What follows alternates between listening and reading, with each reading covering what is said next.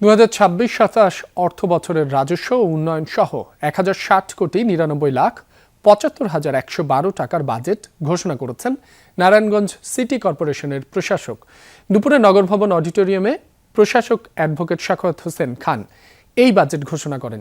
তিনি জানান, প্রস্তাবিত বাজেটে রাজস্ব ও উন্নয়ন খাতে ১,৬০,৯৯,১১২ টাকার আয় এবং ৯৩০,৭৫,৪২,৪০২ টাকার ব্যয় ধরা হয়েছে। বিশেষ বরাদ্দ রাখা হয়েছে রাস্তা, ড্রেন, ব্রিজ, কালভার্ট নির্মাণ, বৃক্ষরোপণ সহ বেশ কিছু খাতে। এ সময় নারায়ণগঞ্জ ৫ আসনের সংসদ সদস্য, নারায়ণগঞ্জ ৩ আসনের সংসদ সদস্য সহ আরও অনেক নেতাকর্মীরা উপস্থিত ছিলেন। নারায়ণগঞ্জ নগরবাসীর চাহিদা ২০২৬-২৭ অর্থ বছরের জন্য মোট ১,৬৯,৯৫,৭৫,১১২ টাকার বাজেট ঘোষণা করছি। আমার পক্ষ থেকে এবং সকল জনপ্রতিনিধিদের পক্ষ থেকে, প্রশাসকদের পক্ষ থেকে আমাদের সর্বোচ্চ চেষ্টা থাকবে আমাদের মধ্যে ঐক্য প্রতিষ্ঠা ধরে রাখা এবং জনগণের জন্য কাজ করা।